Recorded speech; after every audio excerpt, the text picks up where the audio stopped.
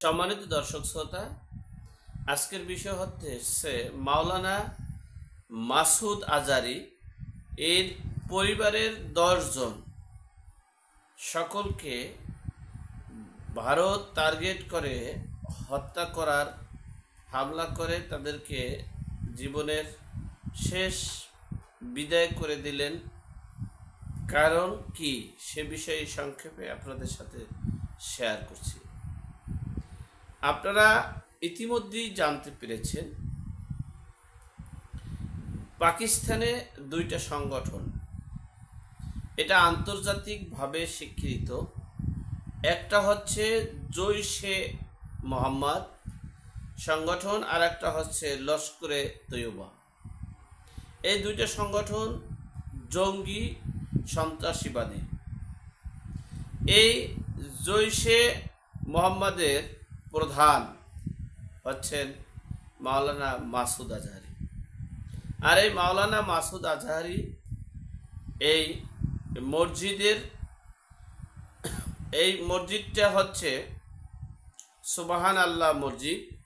সেই মসজিদেই তিনি এই সংগঠনের সকল কার্যক্রম করতেন এবং তার পরিবার পরিজনও পাশাপাশি বসবাস করতেন। এই জৈশে মোহাম্মদ এই সংগঠনের প্রধান যে মাসুদ, তিনি জাতিসংঘের কাছেও স্বীকৃত তিনি সন্ত্রাসবাদী এবং তিনি বিশ্বের অনেক রাষ্ট্রে চিহ্নিত একজন সন্ত্রাসবাদী এবং উগ্রবাদী পন্থী লোক। বিদেয় পাকিস্তানে যে ভারত টার্গেট করে এবং নির্দিষ্ট লক্ষ্য নিয়ে টার্গেট করে 80টা যুদ্ধ বিমান গিয়ে প্রায় 24টা ক্ষেপণাস্ত্র 9টা স্থানে হামলা করে কাঙ্ক্ষিত লক্ষ্য অনুযায়ী এই হামলা পরিচালনা করে। সেখানে বলতে গেলে 100%ই অর্থাৎ 99% সফল হয়েছে হামলায়। যদিও তাদের অনেক অর্থ ব্যয় হয়েছে, অনেক ক্ষয়ক্ষতি হয়েছে, কিন্তু নির্দিষ্ট যে লক্ষ্য, তারা যে নির্দিষ্ট লক্ষ্য এবং টার্গেট নিয়ে কাজ করেছে সেটা কিন্তু বহির্বিশ্বের সব রাষ্ট্রে প্রমাণিত হয়েছে। কারণ হচ্ছে সেই সুবহান আল্লাহ মসজিদ, সেই মসজিদের পাশে এক পরিবারের 10 জন, অর্থাৎ এই মাওলানা মাসুদ আজহারীর ওয়াইফ এবং ছেলে মেয়ে, 5 ছেলে মেয়ে, এরপরে মেয়ের জামাই সহ এই 10 জন এবং এই মাসুদ আজহারীর ঘনিষ্ঠ 4 জন এই হামলায় নিহত হয়েছে। তাহলে তারা যে বলেছে যে জঙ্গি সংগঠন, সন্ত্রাসবাদী সংগঠন কি টার্গেট করে তারা সন্ত্রাসীদের উপরে হামলা করেছে, নট ধর্মীয় প্রতিষ্ঠান, তাহলে সেটা প্রমাণিত হলো বহির্বিশ্বে, জাতিসংঘ সহ আন্তর্জাতিকভাবে প্রমাণিত হলো এই মাসুদ হচ্ছে জৈশে মোহাম্মদ সংগঠনের প্রধান।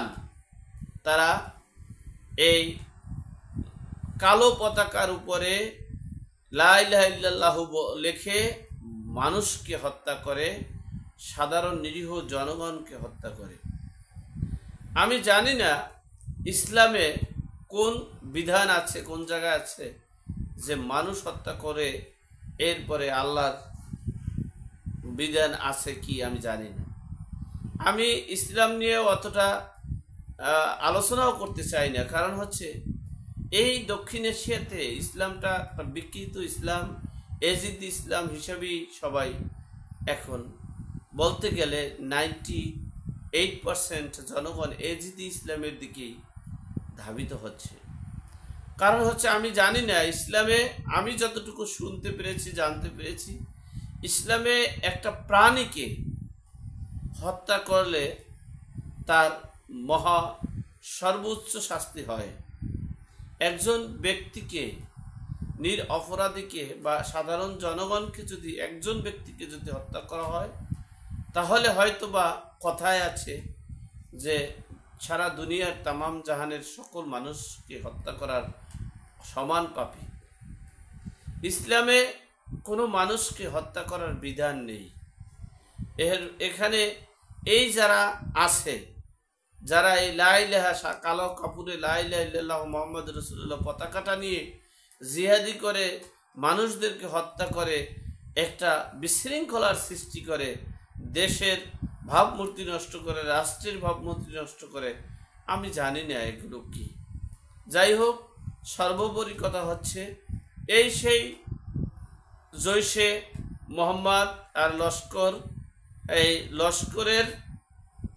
লস্কর তৈয়বার আর জৈশে মোহাম্মদের সংগঠনকেই মূলত টার্গেট করে এই ভারত যে যুদ্ধ হামলা চালিয়েছে। এটা একবারে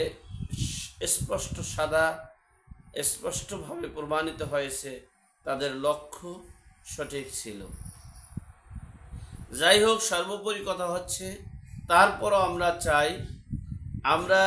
চাই কোনো রাষ্ট্রের সাথে কোনো রাষ্ট্র যুদ্ধ না বাজুক।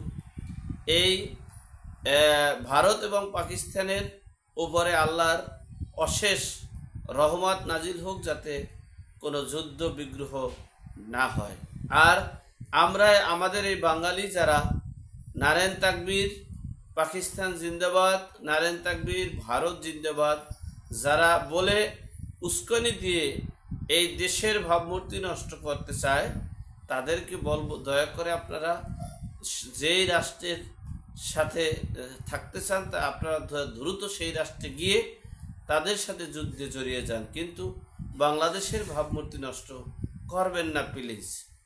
আল্লাহ আমাদের সকলের বিপদ আপদ বালা মুসিবত থেকে হেফাজত করুক, আমিন। আসসালামু আলাইকুম।